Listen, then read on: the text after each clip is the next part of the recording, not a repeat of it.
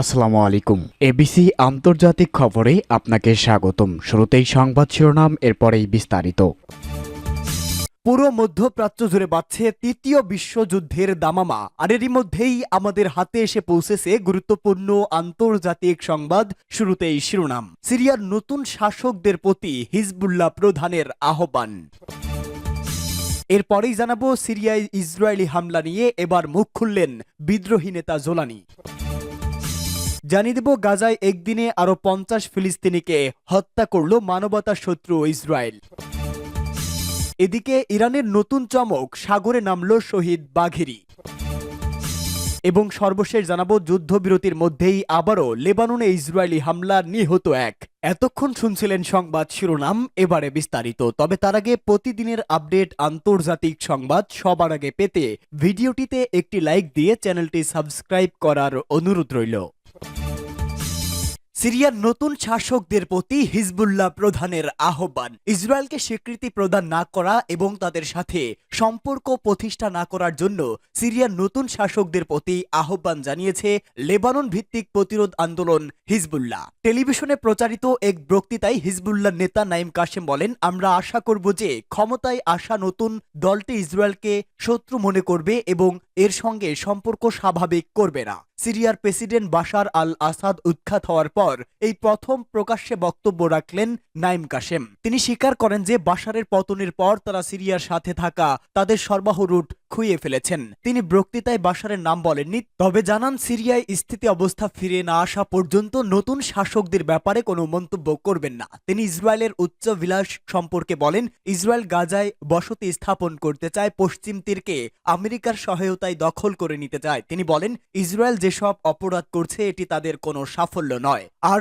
আমাদের আত্মসমর্পণ বা পর্যদস্ত করা সম্ভব নয়। হিজবুল্লাহর প্রতিরোধে তা সম্ভব নয়। তিনি বলেন, আমরা নির্মূল করা এবং প্রতিরোধ গড়িয়ে দেওয়ার শত্রুর লক্ষ্য ভণ্ডুল করে দিয়েছি। আমরা বসতি স্থাপনকারীদের স্থানচ্যুত করেছি। কাশেম তার বক্তৃতায় শেষ পর্যায়ে বলেন, এই অঞ্চলের এই গুরুত্বপূর্ণ ঘাঁটিটি পাট করা দরকার, আর আল্লাহ চাহে তো ফলাফল হবে ইতিবাচক এবং প্রতিরোধ অব্যাহত থাকবে। সূত্র এএফপি ও জেরুজালেম পোস্ট। সিরিয়ায় ইসরায়েলি হামলা নিয়ে মুখ খুললেন বিদ্রোহী নেতা জোলানি। সিরিয়ায় ইসরায়েলি হামলা নিয়ে জবাব দিয়েছেন বাশার আল আসাদ সরকারকে উৎখাতের নেতৃত্ব দেওয়া ইসলামী বিদ্রোহী গোষ্ঠী হায়াত তাহরির আশ-শাম এবং এর নেতা আবু মোহাম্মদ আল জোলানি। ক্ষমতা গ্রহণের পর প্রথমবারের মতো ইসরায়েল সম্পর্কে কথা বলেছেন তিনি।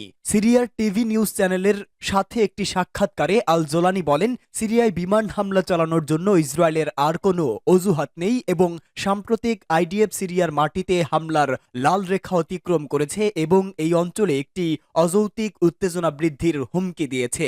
এক প্রতিবেদনে এই খবর দিয়েছে টাইমস অফ ইসরায়েল। চলতি সপ্তাহের শুরুতে ইসরায়েলি সিরিয়ার সামরিক বাহিনীর কৌশলগত সামরিক সক্ষমতা ধ্বংস করার জন্য একটি বড় অভিযান শুরু করে, যার মধ্যে সিরিয়ান সেনাবাহিনী রাসায়নিক অস্ত্রের সাইট, ক্ষেপণাস্ত্র, বিমান প্রতিরক্ষা, বিমান বাহিনী এবং নৌবাহিনীর লক্ষ্যবস্তু করে। সিএনএনের প্রতিবেদন অনুসারে আসাদ সরকারের পতনের পর সিরিয়ায় ইসরায়েল কঠোর সামরিক হামলা চালিয়েছে। সিরিয়ার সামরিক লক্ষ্যবস্তুতে ইসরায়েলে অন্তত 480টি বিমান হামলা চালিয়েছে এবং 50 বছরের মধ্যে প্রথমবারের মতো দুই দেশের মধ্যকার বাফার জোন থেকে এগিয়ে সিরিয়ার অভ্যন্তরে ঢুকে স্থল বাহিনী মোতায়েন করেছে। সিরিয়া সীমান্তে বাফার জোনে ইসরায়েলের দখল সামরিক হামলার পদক্ষেপে আন্তর্জাতিক সম্প্রদায়ের নিন্দা করেছে। এটিএস এর নেতৃত্বে বিদ্রোহীরা দামেস্ক দখলের পর কয়েক ঘন্টা পর ইসরায়েল ও গোলান মালভূমিতে জাতিসংঘের টহলযুক্ত বাফার জোনে প্রবেশ করে। ইসরায়েল বলেছে তারা সিরিয়ার সংঘাতে জড়িত হবে না এবং 1974 সালে প্রতিষ্ঠিত বাফার জোন দখল একটি প্রতিরক্ষামূলক পদক্ষেপ এবং একটি অস্থায়ী পদক্ষেপ যতক্ষণ না এটি সীমান্ত বরাবর নিরাপত্তা নিশ্চিত করতে পারে। বিদ্রোহী নেতা আন্তর্জাতিক সম্প্রদায়কে ক্রমবর্ধমান পরিস্থিতি এড়াতে এবং সিরিয়ার সার্বভৌমত্বের সম্মান নিশ্চিত করার জন্য তার দায়িত্ব গ্রহণের আহ্বান জানান।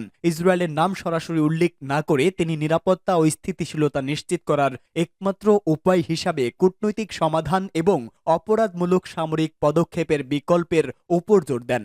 গাজায় একদিনে আরো 50 ফিলিস্তিনিকে হত্যা করল ইসরায়েল। ইহুদিবাদী ইসরায়েলি বাহিনী অবরুদ্ধ গাজা উপত্যকার বিভিন্ন স্থানে বিমান হামলা চালিয়ে একদিনে আরো 50 ফিলিস্তিনিকে হত্যা করেছে। এর মধ্যে গাজা সিটির একটি বাড়িতে দখলদার সেনাদের বিমান হামলায় 10 জন শহীদ হয়েছেন। এছাড়া মধ্য গাজার আল বুরেইজ শরণার্থী শিবির সহ অন্যান্য স্থানে দখলদার সেনাদের পাশবিক হামলায় আরো অন্তত 40 নিহত হন, যাদের বেশিরভাগ নারী ও শিশু। মধ্য গাজার আদ-দৌরা স্টেডিয়ামে আশ্রয় গ্রহণকারী ফিলিস্তিনি শরণার্থীদের তাঁবুতে পর্যন্ত ভয়াবহ বিমান হামলা চালায় ইহুদিবাদী সেনারা। এতে সব তাঁবুতে বড় ধরনের আগুন লেগে যায় এবং বহু নিরস্ত্র মানুষ হতাহত হয়। এদিকে গাজায় সিভিল ডিফেন্স জানিয়েছে, গত বছরের অক্টোবর থেকে ইসরায়েলি সেনাদের হামলায় তাদের অন্তত 90 কর্মী শাহাদাত বরণ করেছেন। গাজায় গত 14 মাসের ইহুদিবাদী হামলায় অন্তত 44,900 ফিলিস্তিনি শহীদ হয়েছেন। জাতিসংঘের শিশু বিষয়ক তাহবিল ইউনিসেফের নির্বাহী পরিচালক ক্যাথেরিন রাসেল বলেছেন, হতভাগ্য এসব মানুষের মধ্যে অন্তত 14,500 রয়েছেন শিশু। তিনি গাজাবাসী শিশুদেরকে প্রতি মুহূর্তে এই মৃত্যুর বিভীষিকা থেকে রক্ষা করতে এগিয়ে আসার জন্য বিশ্ববাসীকে এগিয়ে আসার আহ্বান জানান। জাতিসংঘের এই কর্মকর্তা দুঃখ প্রকাশ করে বলেন, গাজার শিশুদের যখন পাশবিকভাবে হামলা করে হত্যা করা হচ্ছে, তখন গোটা বিশ্ব নীরবতা অবলম্বন করছে। ইরানের নতুন চমক, সাগরে নামল শহীদ বাঘেরি। ইসরায়েলের সঙ্গে চলমান টানাপোড়েন আর সিরিয়াতে আসাদ সরকারের পতনের প্রেক্ষাপটকে সামনে রেখে নতুন চমক দেখালো ইরান। শুধুমাত্র ড্রোনের জন্যই একটি রণতরী সাগরে ভাসিয়েছে দেশটি। তেহরান এ নিয়ে আগে থেকে কোনো ঢাকঢোল না পেটালেও কৃত্রিম উপগ্রহ ম্যাক্সারের লেন্সে ধরা পড়েছে সেই দৃশ্য। রহস্যময়ী ড্রোনবাহী রণতরীর নাম শহীদ বাঘেরি। স্যাটেলাইট চিত্রে দেখা গেছে রণতরীটি পারস্য উপসাগরে ইরানের বন্দর আব্বাসের উপকূলে দেখা গেছে। এই রণতরীটি 24 বছর আগেই একটি কন্টেইনার জাহাজ ছিল, কিন্তু এখন একটি ড্রোন তৈরির পাশাপাশি উড্ডয়নের জন্য ব্যবহার করা যাবে। শহীদ বাঘেরি এর বৈশিষ্ট্য জানলে হতবাক হয়ে যাবে আমেরিকা ও ইসরায়েল। একই ধরনের 3টি রণতরী তৈরি করেছে ইরান। এর মধ্যে প্রথমটি হল শহীদ বাঘেরি, আর দ্বিতীয়টি শহীদ রৌদাকি এবং তৃতীয়টি শহীদ মাহদাভি। স্যাটেলাইটের মাধ্যমে তোলা ছবিতে 3টি জাহাজই পারস্য উপসাগরে দৃশ্যমান। শহীদ বাঘেরিকে বলা হচ্ছে ফরওয়ার্ড বেশিপ। এতেই বোঝা যায় প্রযুক্তির দিক থেকে ইরান কতটা এগিয়েছে। এই রণতরীতে এমন একটি কর্ণ রয়েছে যেখান থেকে ড্রোনটি গোপনে উঠতে পারে। এর রানওয়ে খুবই সংক্ষিপ্ত, শুধুমাত্র ড্রোনের জন্যই তৈরি করা। এ কারণে যুদ্ধ বিমান উড়তে পারে না। এর উপরিভাগে একটি স্কি জাম্প রয়েছে। এই স্কি জাম্প প্রযুক্তিটি বিমানবাহী রণতরীর মতো দেখতে হলেও ছোট্ট রানওয়ে দেখে ধারণা করা যায় এটি শুধু ড্রোন ও হেলিকপ্টার পরিচালনা করার জন্য ব্যাহত হতে পারে। নতুন 3 ড্রোনবাহী রণতরীর মাধ্যমে ইরানি নৌবাহিনীর মানুষবিহীন আকাশযুদ্ধে আরও এগিয়ে গেল। ইউরোশিয়ান টাইমসের প্রতিবেদনে বলা হয়েছে, নভেম্বরের শেষের দিকে ইরান শিপইয়ার্ড অ্যান্ড অফশোর ইন্ডাস্ট্রিজের শিপইয়ার্ড থেকে এটি বের করা হয়। তারপর থেকে এটি সমুদ্রে ভ্রমণ করেছে। সম্ভবত এর ট্রায়াল চলছে। আসলে ইরানের এখনো কোনো বিমানবাহী রণতরী নেই। পশ্চিমা নিষেধাজ্ঞার বহু বছর পরও ইরান নিজস্ব সশস্ত্র ড্রোন বহর তৈরি করেছে। এই ড্রোন অঞ্চলটির বিভিন্ন যুদ্ধক্ষেত্র এবং ইউরোপেও ছড়িয়ে পড়েছে। ইউক্রেনের বিরুদ্ধে রাশিয়ানরা ব্যাপকভাবে ইরানের শাহেদ ড্রোন ব্যবহার করেছে। এবার ড্রোনবাহী রণতরী তৈরি করে নতুন চমক দিল ইরান। যুদ্ধবিরতির মধ্যেই আবারও লেবাননে ইসরায়েলি হামলা, নিহত 1।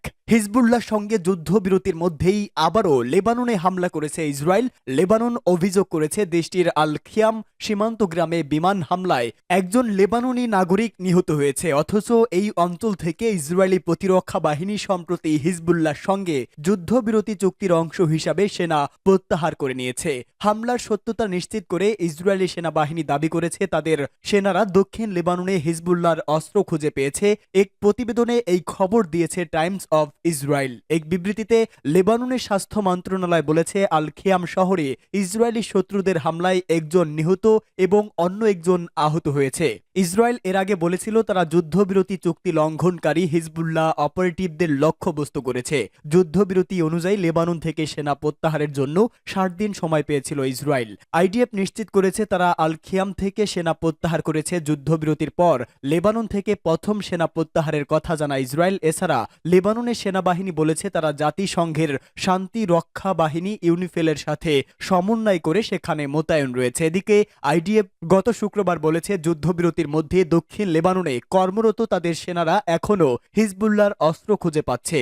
৭৬৯তম হিরাম আঞ্চলিক ব্রিগেডের সেনারা ট্যাঙ্ক বিরোধী ক্ষেপণাস্ত্র, অ্যাস্ট্রল রাইফেল, আরপিজি মর্টার এবং অন্যান্য অস্ত্র ও বিভিন্ন সামরিক সরঞ্জাম উদ্ধার করছে। আইডিএফের দাবি সেনারা একটি অ্যান্টি ট্যাঙ্ক ক্ষেপণাস্ত্র উৎক্ষেপণের স্থানও খুঁজে পেয়েছে, যা আগে হিজবুল্লাহ ইসরায়েলের সীমান্ত শহরগুলোতে আক্রমণ করার জন্য ব্যবহার করেছিল। এর আগে যুদ্ধবিরতি চুক্তি স্বাক্ষরের পর এক সপ্তাহ না যেতেই লেবাননে হামলা চালিয়েছিল ইসরায়েল। লেবাননের দক্ষিণাঞ্চলের দুটি গ্রামে চালানো এই হামলায় অন্তত ৯ জন নিহত হয়। যুদ্ধবিরতি চুক্তি স্বাক্ষরের পর লেবাননের অভ্যন্তরে এ নিয়ে ইসরায়েলি হামলায় দ্বিতীয়বার প্রাণহানির ঘটনা ঘটল। এদিকে মানবাধিকার সংগঠন অ্যামনেস্টি ইন্টারন্যাশনাল এটি এর আগে ইসরায়েলকে গাজায় হামলা করার জন্য অভিযুক্ত করেছে। সংস্থাটি বলেছে লেবাননে 4টি ইসরায়েলি বিমান হামলা যুদ্ধ অপরাধ হিসাবে তদন্ত করা উচিত।